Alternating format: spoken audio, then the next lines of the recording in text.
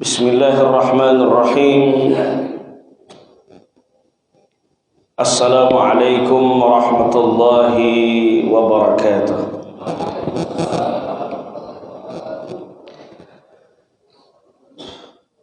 Alhamdulillahi wa kafa. Assalatu wassalamu ala rasulillahil mustafa wa ala alihi wa sahbihi ahli sidqi wal wafa wa ba'd. Yang saya muliakan para alim ulama, cerdik pandai, para tokoh-tokoh masyarakat. Yang besar tak dihimbau gelar, yang kecil tak disebut nama. Bapak ibu, para orang tua saya yang insyaallah dirahmati Allah subhanahu wa ta'ala, serta anak-anak muda, kawan-kawan semua, bil khusus dari Bikers Subuhan Kota Pekanbaru. Masya Allah, tabarakallah. Pada pagi yang mulia ini kita insya Allah akan melanjutkan kajian kita membahas sirah nabawiyah, perjalanan hidup baginda Nabi sallallahu alaihi wasallam dalam kitab Nurul Uyun fi talkhisi siratil aminil ma'mun.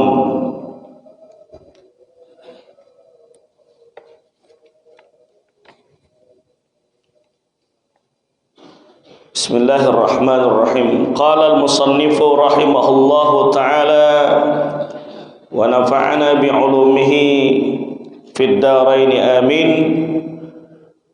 Kemarin kita sudah sampai di pembahasan mengenai Sayyidah Khadijah Al-Kubra yang mengutus Rasulullah sallallahu alaihi wasallam untuk membawa harta dagangannya bersama Maisarah menuju kota Syam. Tidak lain adalah supaya Maisarah mengetahui bagaimana kepribadian daripada Rasulullah sallallahu alaihi wasallam, sebagaimana yang disebutkan katanya Nabi Muhammad adalah sosok al-amin, orang yang terpercaya.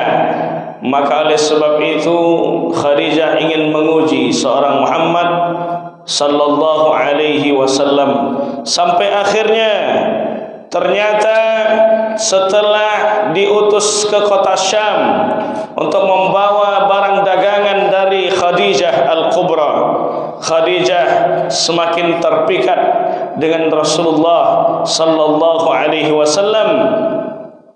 Lalu melalui Nafisah binti Umayyah yang mengenalkan, yang menjadi wasilah pernikahan antara Khadijah dengan Rasulullah sallallahu alaihi wasallam.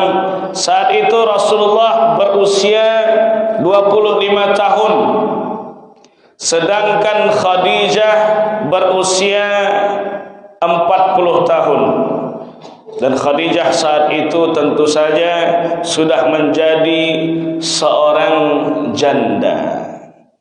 Inilah keutamaan janda. Apa sebab? Sebab istri Nabi semuanya janda, kecuali Aisyah radhiyallahu anha.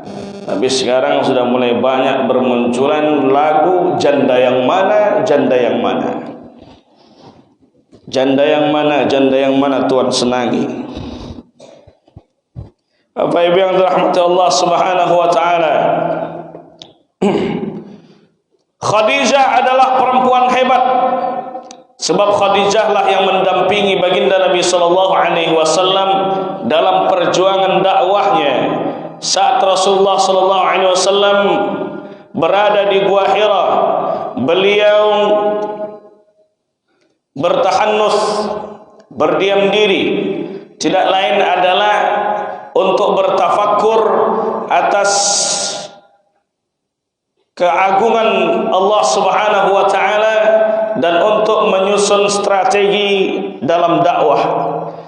Khadijah lah yang mengantarkan makanan naik ke Gua Hira, Jabal Nur.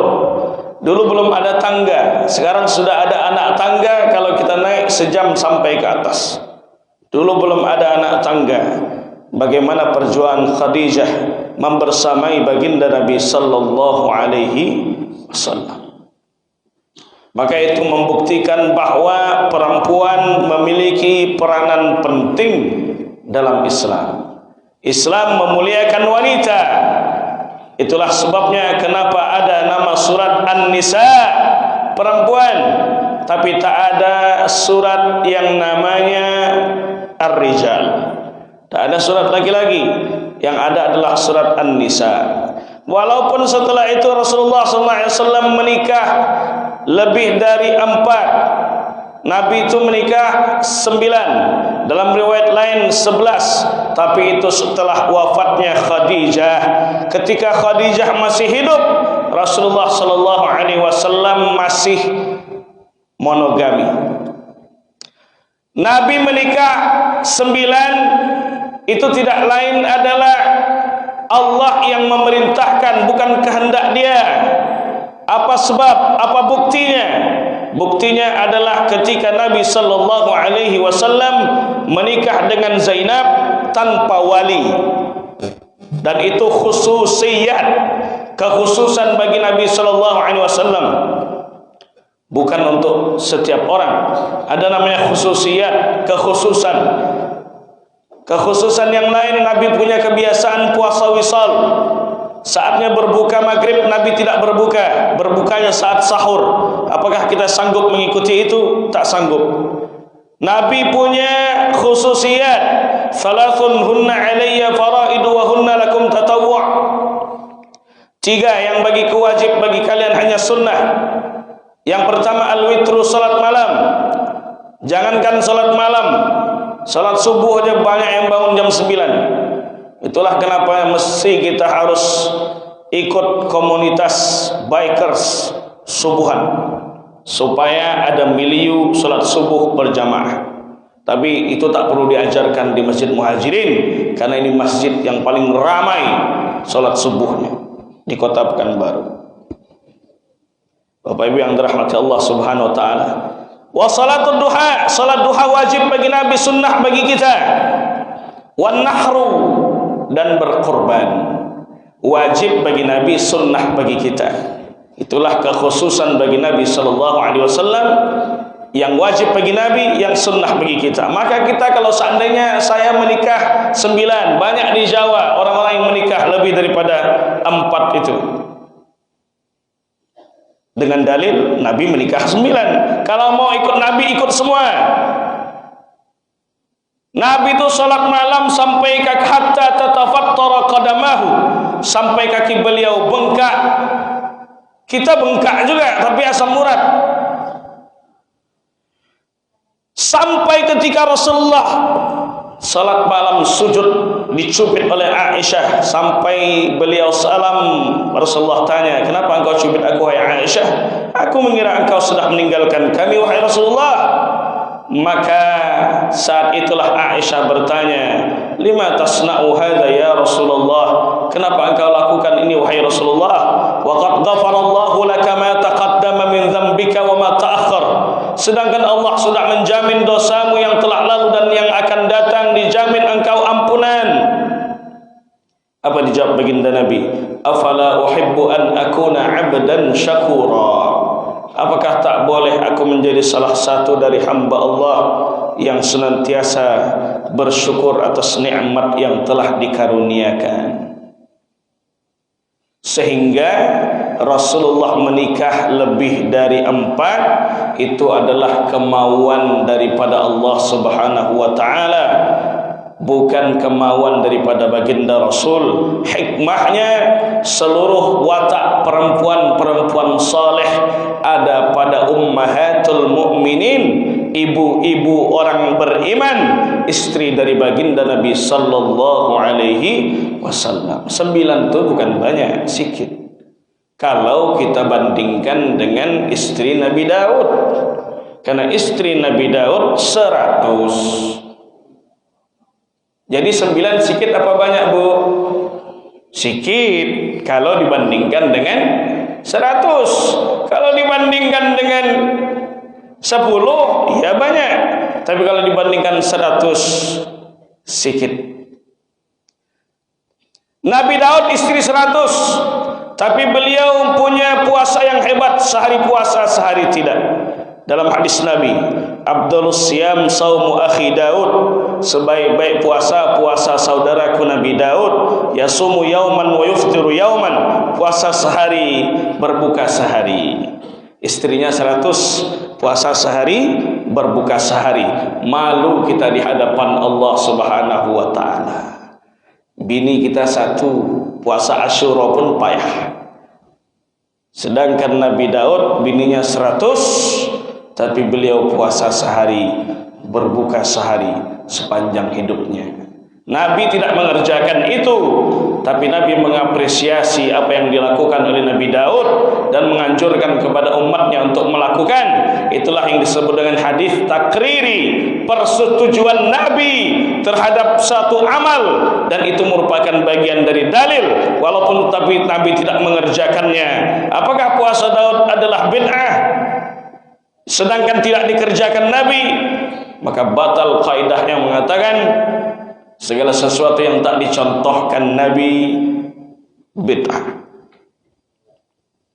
Bapak Ibu yang dirahmati Allah Subhanahu wa taala, ada sahabat Nabi lagi namanya Ummi Atiyah, sahabat Nabi perempuan.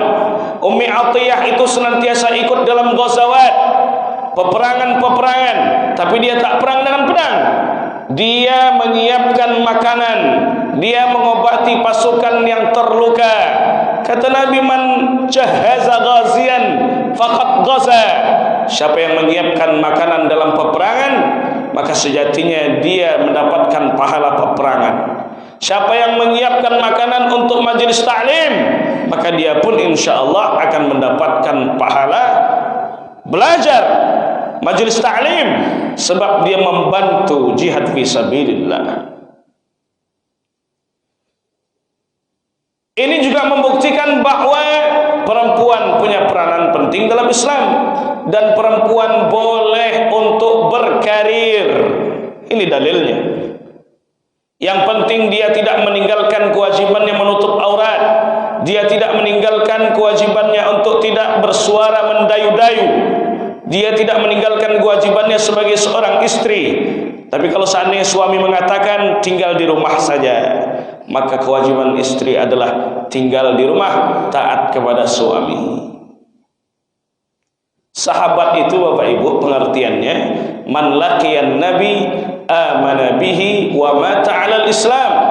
Siapa yang jumpa dengan Nabi, beriman kepada Nabi dan mati dalam kondisi berislam, itu sahabat. Yang jumpa dengan Nabi tapi tak beriman kepada Nabi, tak masuk Islam, bukan sahabat. Siapa di antaranya? Abu Jahal, Abu Lahab, Abu Janda, Abu Gosok, Abu lainnya. Abu Janda tak sempat jumpa dengan Nabi. Abu Janda bazar rupiah, tapi katanya udah mulai tobat dah. Alhamdulillah. Ada yang beriman hidup semasa tapi tak jumpa dengan Nabi. Siapa? Uwais Al-Qarni.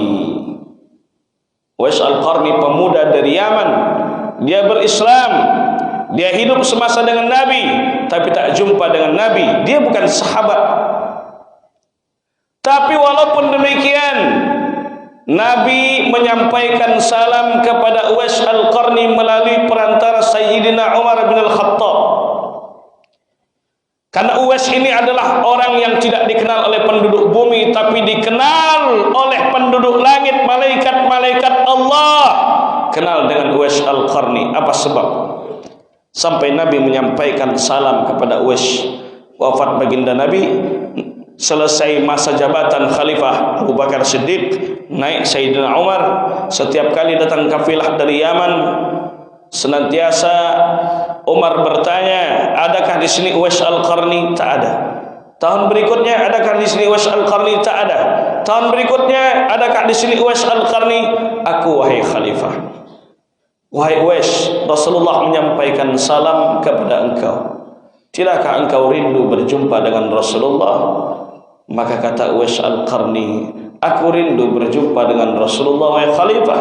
Tapi di rumahku ada ibundaku yang harus aku rawat, yang harus aku jaga, yang harus aku gendong kemana-mana. Itu sebab Uwais Al-Qarni dimuliakan, dikenal oleh penduduk langit, walaupun penduduk bumi tak kenal dengan Uwais Al-Qarni, sebab dia memuliakan ibundanya. Walamma balagha sallallahu alaihi wasallam 35 sanah, ketika Rasulullah sudah sampai usianya ke-35 tahun di kota Makkah, syahida bunyan al-Ka'bah, Rasulullah menyaksikan Ka'bah itu dibangun ulang. Jadi Ka'bah itu, Bapak Ibu sekalian, bukan dibangun pada masa Sayyidina Ibrahim. Ka'bah itu dibangun sejak Nabi Adam sudah ada. Dari mana kita tahu?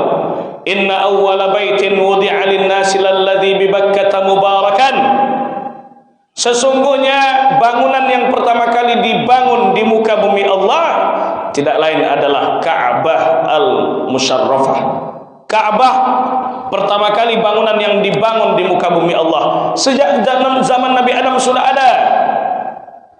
Sehingga ketika pada masa Nabi Nuh terjadi banjir bandang, bangunan Ka'bah mulai runtuh sebagian.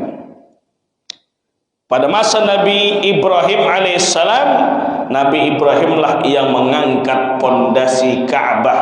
Dalilnya, wa iz yarfa'u Ibrahimul qawa'ida minal bait. Ingatlah ketika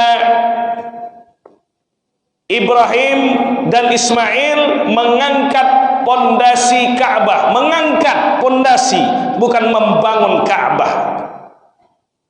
Mengangkat pondasi dengan material-material seadanya, naik di atas batu yang dengan izin Allah, ketika diangkat bangunan Ka'bah itu naik di atas batu, batu itu lunak seperti semen belum kering.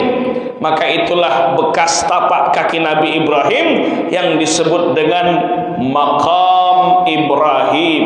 Wattakhidhu min maqami Ibrahim musalla. Tapi sekarang tidak ada lagi jari jemarinya karena sudah dibalut dengan emas. Maqam Ibrahim, tempat berdirinya Nabi Ibrahim saat akan mengangkat pondasi Ka'bah. Akan tetapi materialnya tak cukup. Oleh sebab itu dikasih tanda saja, ada batu yang melingkari sedikit yang disebut dengan Hijr Ismail. Hijr Ismail itu di dalamnya adalah bangunan Ka'bah, penanda bahwa Ka'bah itu aslinya bangunannya sampai sedemikian rupa besarnya. Hikmahnya tidak lain adalah kita bisa salat di dalam Ka'bah walaupun hanya salat di Hijr Ismail. Jadi Nabi Ibrahim alaihissalam hanya sekedar mengangkat pondasinya. Kemudian ada celah di Ka'bah itu yang masih bisa diletakkan batu. Maka Nabi Ibrahim itu teringat dengan batu yang paling terbaik di muka bumi Allah ini. Batu itu disebut dengan Hajar Aswad. Karena Nabi Adam alaihissalam rindu dengan surga. Oleh sebab itu Allah menurunkan Hajar Aswad dari surganya. Dalam hadis Nabi sallallahu alaihi wasallam, nazalal hajarul aswad minal jannati wa huwa ashaddu bayadan minal labani. Allah menurunkan Hajar Aswad dari surga dan lebih putih daripada susu. Fasawwadathu khataya bani Adam. tapi yang membuatnya hitam adalah perlakuan-perlakuan dosa-dosa yang dibuat oleh manusia. Kemudian manusia tersebut menyentuh Hajar Aswad. Itulah yang membuat hajar itu menjadi hitam, batu itu menjadi hitam, disebabkan karena perbuatan-perbuatan maksiat manusia yang bertebaran di muka bumi Allah. Sebenarnya batunya itu yang ditempel-tempel di dalam cangkang itu ada batu besar. Batunya itu ditempel-tempel di dalamnya. Kalau kita lihat nampak. Jadi Hajar Aswad itu bukan yang bulatan besar, bukan, tapi yang ditempel-tempel di situ. Mencium Hajar Aswad ini sunnah. Apa kata Sayyidina Umar? Anni ra'aitu Rasulullah sallallahu alaihi wasallam yuqabbiluka. Laula anna Rasulullah sallallahu alaihi wasallam yuqabbiluka ma qabbaltuka. Kalau bukan karena Rasulullah mencium engkau wahai batu, li'annaka la tadur wa la tanfa, karena engkau tak bisa membahayakan, tak bisa memberi manfaat. Karena Nabi mencium engkau, maka aku cium engkau. Tapi tidak perlu untuk memaksakan. Nah, sekarang orang memaksakan harus untuk bisa mencium Hajar Aswad mumpung masih di Makkah. Kalau memang mau mencium Hajar Aswad, mesti harus dipastikan ikat pinggang kain ihram itu kuat. Kalau tidak, ketika saatnya antrian di depan Hajar Aswad, tengoklah di sana banyak orang-orang besar, orang-orang Afrika, orang-orang Afghanistan, badannya besar-besar, terhimpit kita, na'udzubillah, tertariklah kain ihram itu. Sedangkan saat berihram tidak boleh menggunakan celana dalam. Entahlah macam mana bentuknya. Wala tulqu bi aidikum ila tahlukah. Kata Allah, jangan campakkan diri kalian ke dalam kerusakan dengan diri kalian sendiri. Maka jangan dipaksa. Cukup kita memberikan isyarat. Bismillahi Allahu Akbar. Bismillahi Allahu Akbar. Itu sudah isyarat bahwa kita mencium Hajar Aswad. Fattaqullaha mastata'tum. Bertakwalah kepada Allah semampu kalian. Kalau tak bisa salat berdiri duduk, tak bisa duduk baring, tak bisa baring salat pakai isyarat, tak bisa kena air tayammum, tak bisa salat pada waktunya di jamak, bertakwalah semampu kalian. Jadi Hajar Aswad ini amat sangat mulia. Wala tulqu bi aidikum ila tahlukah. Ini juga dalil orang-orang yang kontra dengan rokok. Janganlah celakakan diri kalian dengan tangan kalian sendiri. Orang yang kontra dengan rokok dalilnya ini. Sedangkan orang yang pro, ini yang pro, ini yang pro dengan rokok, maka mengatakan rokok itu hukumnya makruh. Jadi hukum rokok itu makruh atau haram, Pak? Tergantung masing-masing. Kalau seandainya bagi dia rokok ini tak baik, dibilangnya haram. Kalau rokok ini setengah baik, setengah tidak, makruh. Jadi sebenarnya Bapak Ibu, ulama itu berat mengatakan haram itu tidak lain adalah orang sudah terlanjur bertebaran di mana-mana yang merokok, bahkan ulama pun banyak yang merokok. Kalau orang jatuh pada sesuatu yang haram berkali-kali, maka dia bisa menjadi orang yang fasik. Orang fasik tak boleh menjadi wali nikah, tak boleh menjadi saksi nikah. La nikaha illa biwaliin wa syahidai adlin. Tak sah nikah orang kecuali dengan wali dan saksi yang adil, dua saksi yang adil. Kalau orang yang fasik jadi wali nikah, maka berzinalah anak yang dia nikahi. Kalau orang jatuh pada keharaman berkali-kali, kalau rokok itu haram secara mutlak, ada pendapat yang mengatakan makruh. Bapak Ibu yang dirahmati Allah Subhanahu wa taala, itulah di antara keutamaan Ka'bah al-Musyarrafah dan Hajar Aswad, batu aswad, batu hitam yang ada di dinding Ka'bah. Jadi Nabi sallallahu alaihi wasallam menyaksikan langsung bagaimana orang-orang Quraisy dari Bani Abdiddar, dari Bani Adi, dari Bani Makhzum. Ini beberapa suku-suku yang ada di dalam Quraisy itu sendiri. Mereka membangun kembali Ka'bah. Jadi merenovasi Ka'bah supaya semakin cantik Ka'bah itu. Karena orang-orang kafir pun dia sebab sejatinya memuliakan Ka'bah, tapi mereka meletakkan patung-patung itu di sekitar Ka'bah. Jadi yang mereka sembah adalah batunya, bukan menyembah Allah Subhanahu wa taala. Ketika pembangunan itu mulai selesai, pembangunan renovasi Ka'bah itu, datanglah pemuka-pemuka Quraisy itu dari Bani Abdiddar, Bani Adi, Bani Makhzum. Mereka ini saling klaim siapa yang berhak meletakkan Hajar Aswad itu di Ka'bah, sehingga mereka siap untuk bunuh-bunuhan, saling bertikai, saling tikam. Kalau seandainya bukan kami Bani Abdiddar, awas kalian Bani Makhzum, awas kalian Bani Adi. Itu yang mereka buat, saling mengancam satu sama lain.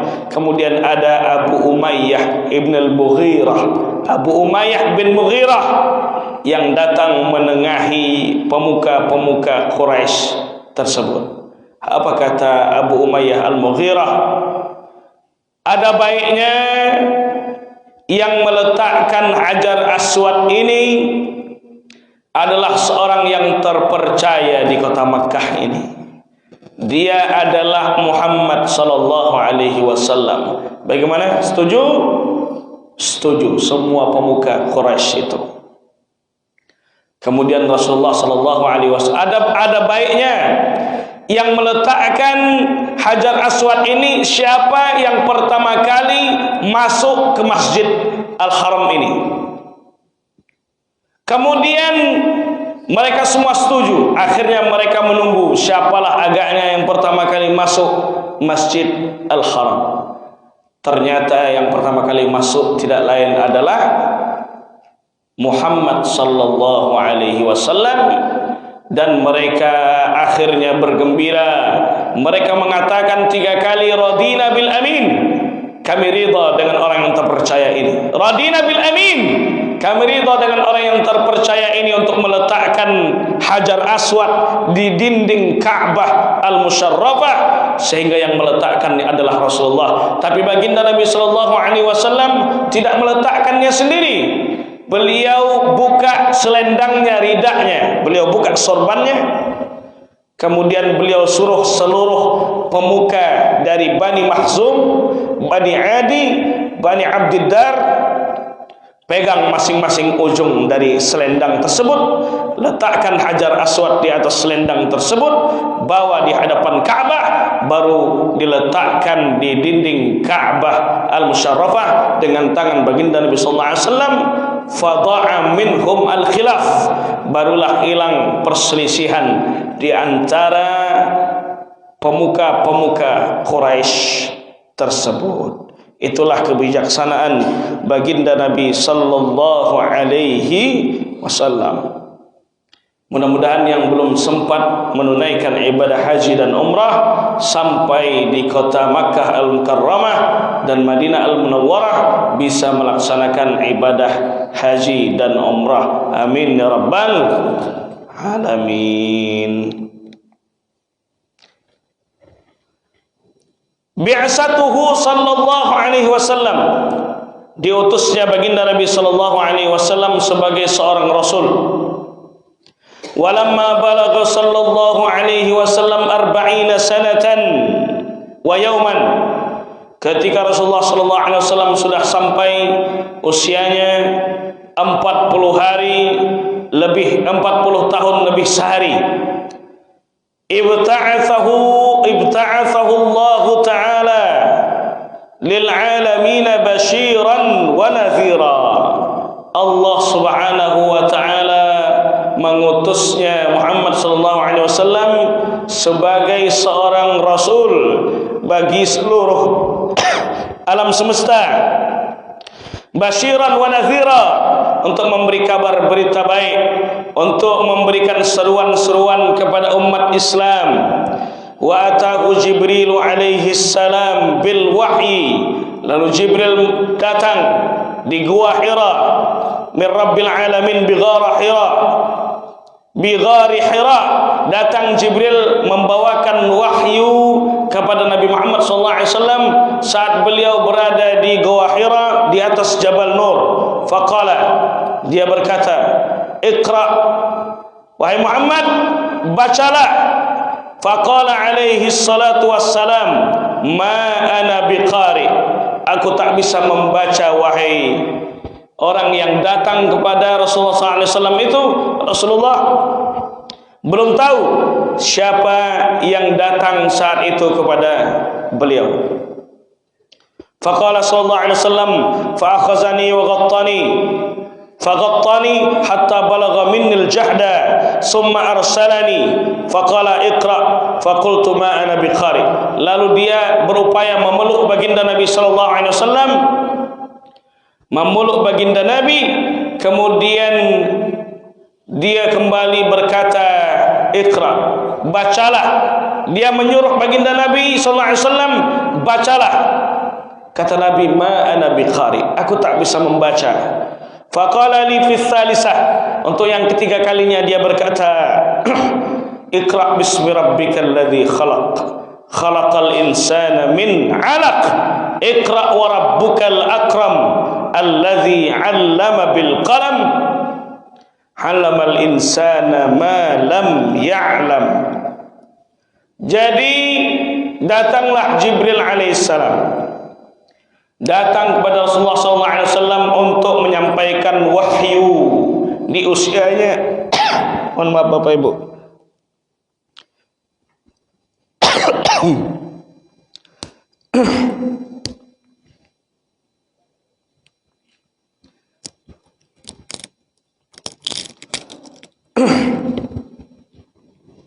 Bismillah.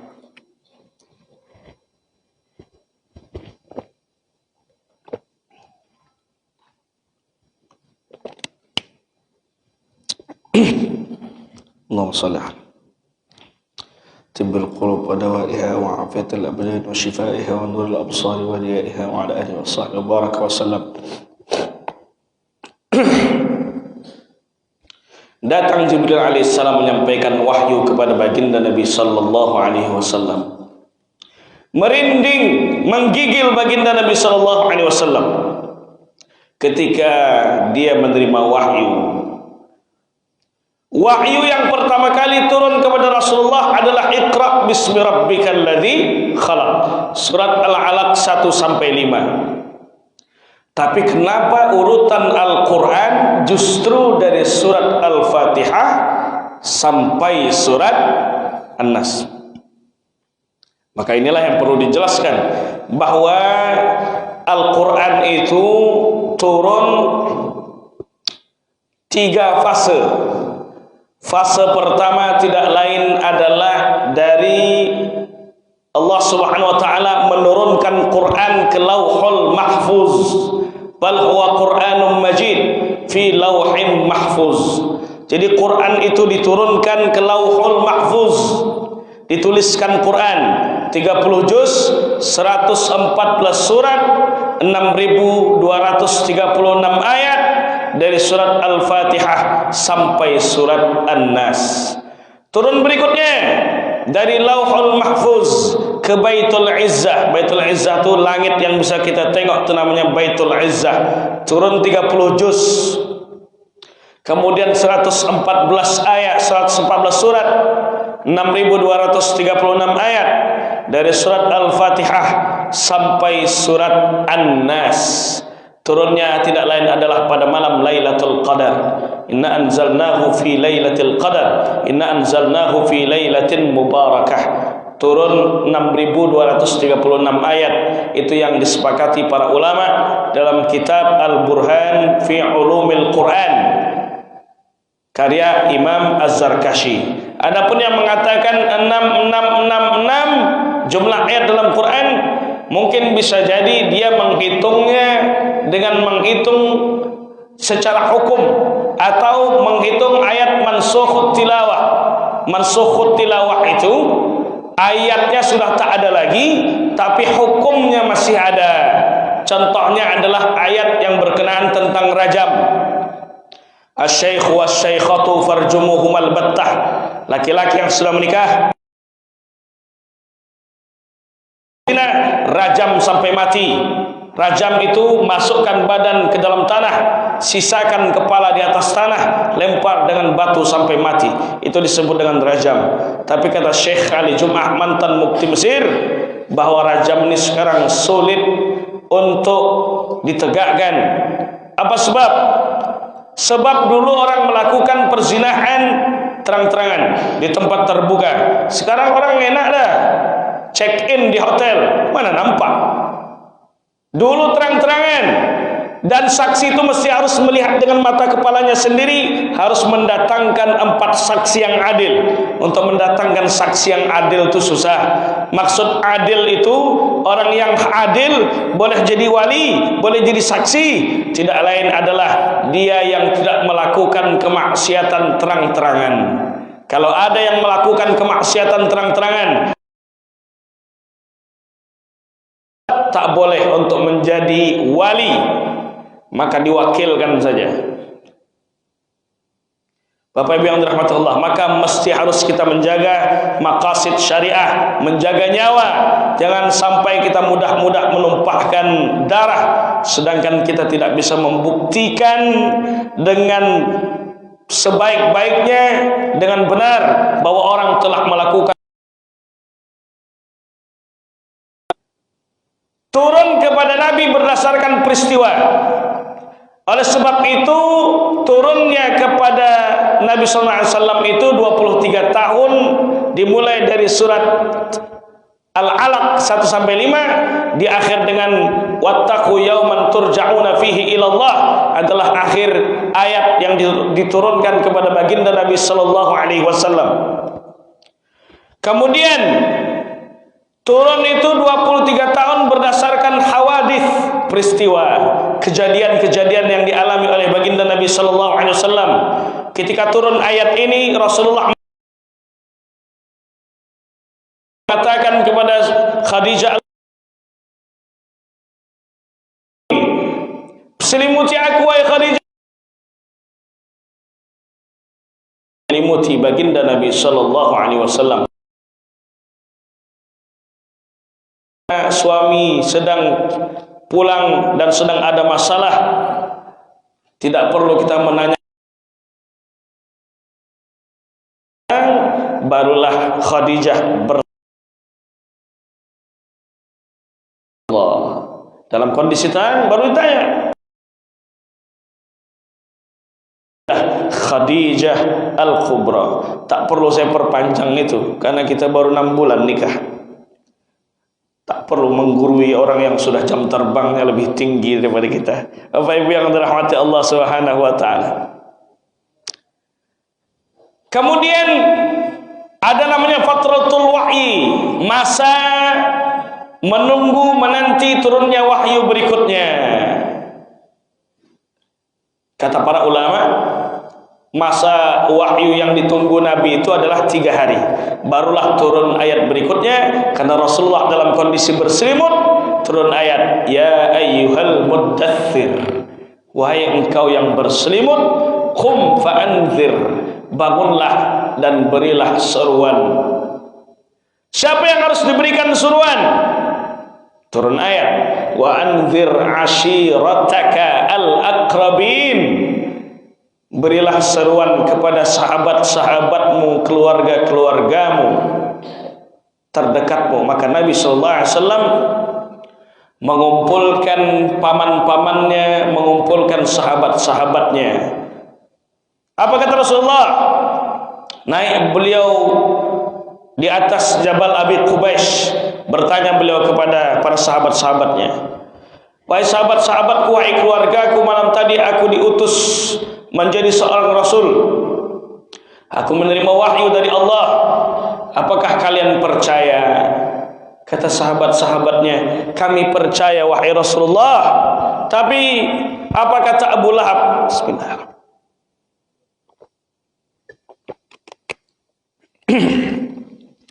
Apa kata Abu Lahab? Alihaza jama'tana ya Muhammad, hanya untuk ini kau kumpulkan kami. Tabban laka ya Muhammad, celakalah engkau wahai Muhammad, karena Abu Lahab mencaci Rasulullah dengan mengatakan celaka engkau wahai Muhammad. Turun ayat tabbat siyada abi lahabiw wa tab. Jadi turun kepada Nabi itu berdasarkan peristiwa, atau Nabi ditanya oleh orang Yahudi, Nabi ditanya oleh sahabat, turun ayat. Selama 23 tahun Nabi berjalan dengan Abdullah bin Mas'ud di kota Madinah Al-Munawwarah. Datang orang Yahudi, ya Muhammad hadithna 'anir ruh. Ya Muhammad, sampaikan kepada kami sebenarnya roh itu apa? Diam Rasulullah. Abdullah bin Mas'ud tahu bahwa Rasulullah sedang menerima wahyu dari Allah Subhanahu wa taala. Turun ayat, wa yas'alunaka 'anir ruh qulir ruhu min amri rabbi wa ma utitum minal ilmi illa qalila. Mereka bertanya kepadamu wahai Muhammad tentang roh. Katakanlah roh itu urusan Tuhanmu, dan kalian tidak diberikan ilmu atas roh itu kecuali hanya sedikit saja. Roh yang baik letaknya di illiyin, roh yang tak baik bermaksiat ketika di dunia letaknya di sijjin. Roh itu urusan Allah Subhanahu wa taala, tapi roh tidak bisa dipanggil. Kalau yang masuk di dalam tubuh manusia merasuki seseorang, lalu berita-berita yang dia sampaikan persis dengan apa yang dialami oleh mayat tadi, maka itu namanya jin qarin. Karena jin qarin mengikuti sampai kita mati, melekat dalam tubuh kita. Dalam diri Rasulullah pun ada jin qarin, tapi sudah dijinakkan oleh Allah Subhanahu wa taala. Kalau roh bisa dipanggil, tentu kita panggil roh Nabi. Ya Rasulullah, kata orang-orang ini hadis palsu. Apakah engkau pernah mengucapkan ini? Lalu dibuktikan dengan cara kita bertanya, oh ini hadis sahih, mana bisa roh dipanggil? Kalau roh dipanggil bisa kita panggil roh baginda Nabi sallallahu alaihi wasallam. Ini pemahaman orang Majusi. Karena menurut orang Majusi roh itu masih bergentayangan di mana-mana, bahkan berada di sisi jasad orang yang sudah mati. Roh itu masih ada di dekat orang yang mati. Bapak Ibu yang dirahmati Allah Subhanahu wa taala, maka turunnya berdasarkan peristiwa saat hijrah baginda Nabi berada di Gua Thur. Muncul kekhawatiran Sayyidina Abu Bakar Siddiq, ya Rasulullah, bagaimana nanti kalau seandainya orang-orang kafir Quraisy menemukan keberadaan kita? Muncul kekhawatiran, maka turun ayat la tahzan innallaha ma'ana. Janganlah engkau ada rasa takut, jangan bersedih wahai Abu Bakar, sesungguhnya Allah senantiasa bersama kita. Maka turunnya kepada Nabi SAW berdasarkan peristiwa. Tapi urutan Al-Quran yang saat ini ada dalam mushaf tidak lain adalah urutan yang sesuai dengan diturunkan ke Lauhul Mahfuz, diturunkan ke Baitul Izzah, 30 juz, 6.236 ayat, 114 surat dari Al-Fatihah sampai surat An-Nas. Masa baginda Nabi ini masih kitabah. Quran ini masih dituliskan di pelepah kurma, di bebatuan, di tulang-tulang unta, belum dikumpulkan menjadi sebuah mushaf. Dikumpulkan menjadi sebuah mushaf tidak lain adalah pada masa Abu Bakar Siddiq atas usulan Sayyidina Umar. Wahai Abu Bakar, nanti kalau seandainya tidak dikumpulkan Quran nih, kita khawatir bagaimana kondisi Quran ini nanti akan hilang. Oleh sebab itu Abu Bakar Siddiq mengumpulkan Quran karena banyak hufaz, para penghafal Quran itu yang mati di medan perang. Oleh sebab itu khawatir matinya para sahabat ini, Quran ini nanti juga akan hilang. Maka itulah kenapa Abu Bakar Siddiq mengumpulkannya menjadi sebuah mushaf yang belum dikerjakan pada masa baginda Nabi sallallahu alaihi wasallam. Apakah Abu Bakar Siddiq mengumpulkan Quran dia adalah ahli bid'ah karena tidak mengerjakan apa yang dikerjakan Nabi? Maka batal kaidah yang mengatakan semua yang tak dicontohkan Nabi adalah bid'ah, tak pernah dikerjakan Nabi mengumpulkan Quran menjadi sebuah mushaf. Pada masa Sayyidina Utsman dikumpulkan kembali, dinasah 6 huruf, artinya 6 bahasa. Karena Quran itu dikumpulkan pada masa Abu Bakar Siddiq menggunakan sab'atul ahruf, 7 bahasa Arab. Bahasa Arab Quraisy, Hawazin, Khaza'ah, semuanya dikumpulkan.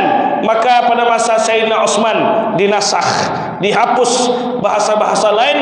Sayyidina Utsman hanya mengumpulkan dengan 1 bahasa Arab terbaik, yaitu bahasa Arab Quraisy.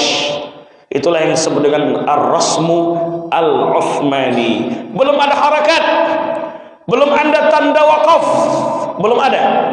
Maka pada masa Sayyidina Ali bermunculan orang-orang yang masuk Islam dari A'jamiyun, orang-orang non-Arab. Khawatir nanti kalau seandainya tidak diberikan harakat, maka bahasa-bahasa non-Arab ini akan mempengaruhi bahasa Quran.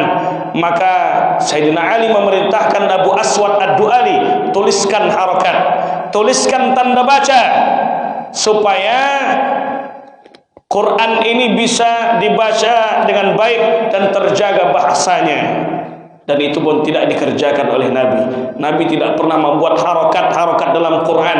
Kalau tanpa harokat, apa bisa kita membaca Quran ini? Tak bisa. Cikal bakal munculnya ilmu nahwu adalah ketika Sayyidina Ali menginstruksikan Abu Aswad Ad-Du'ali untuk memberikan tanda baca pada Al-Quran. Bapak Ibu yang dirahmati Allah Subhanahu wa ta'ala, Quran ini ucapan firman Allah atau ucapan Nabi? Firman Allah. Lebih hebat ibu daripada Panji Gumilang.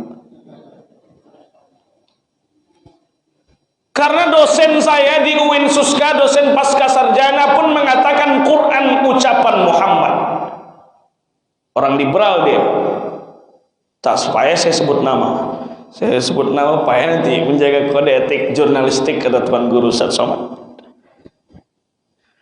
Quran ini ucapan Muhammad, kata dia, karena wa yas'alunaka 'anil khamri wal maisir. Mereka bertanya kepadamu tentang khamar dan maisir, tentang khamar dan tentang perjudian. Qul fihima itsmun kabir. Katakanlah Muhammad, di dalamnya terdapat dosa yang amat sangat besar. Qul fihima sampai akhir itu katanya adalah ucapan Muhammad. Karena Muhammad itu ada berucap di dalam situ. Kalau seandainya dengan itu merupakan dalil bahwa Quran adalah ucapan Muhammad, bagaimana dengan ucapan Nabi Ibrahim yang mengatakan, ya bunayya inni ara fil manami anni azba'uka fanzur maza tara.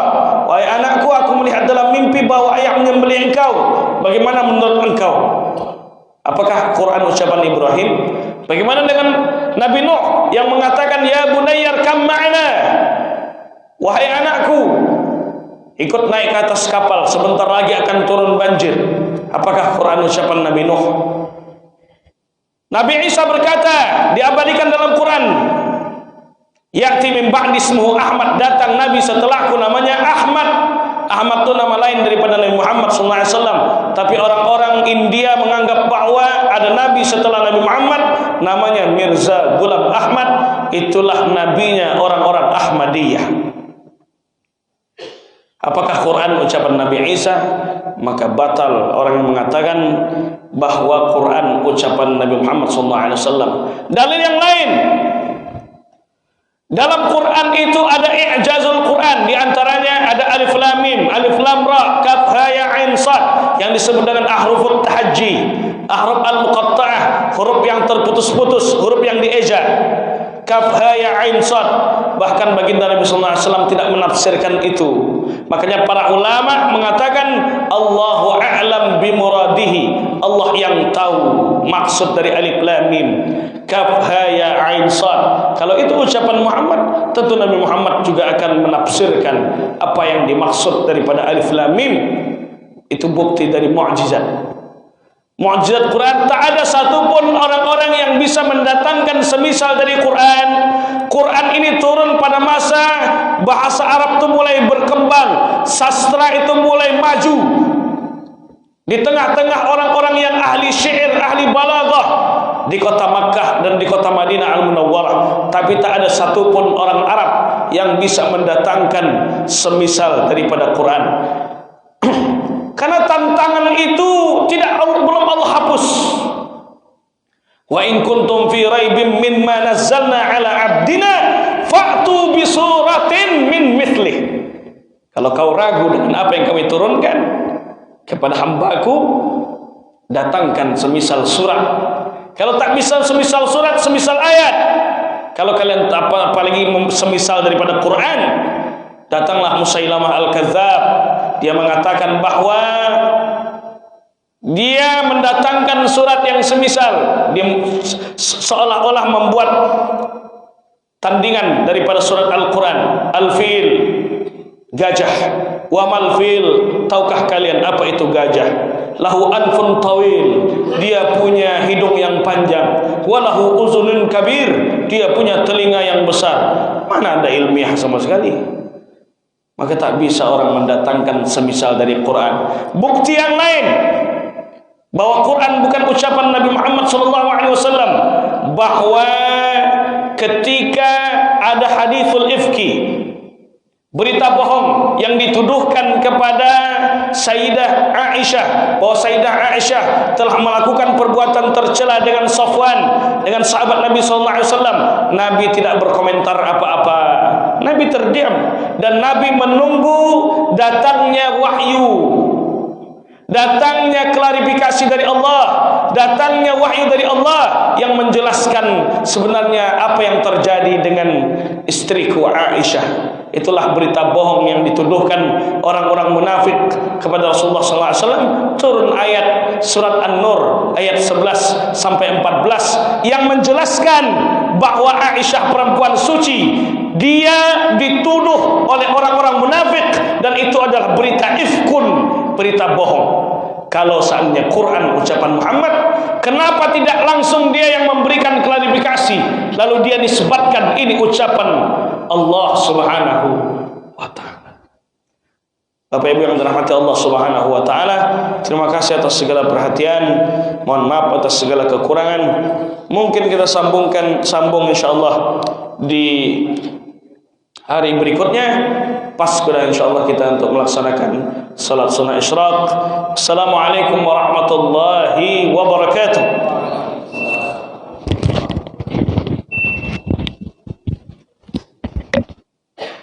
Terima kasih kepada Ustaz, semoga apa yang disampaikan dapat kita amalkan dalam kehidupan sehari-hari.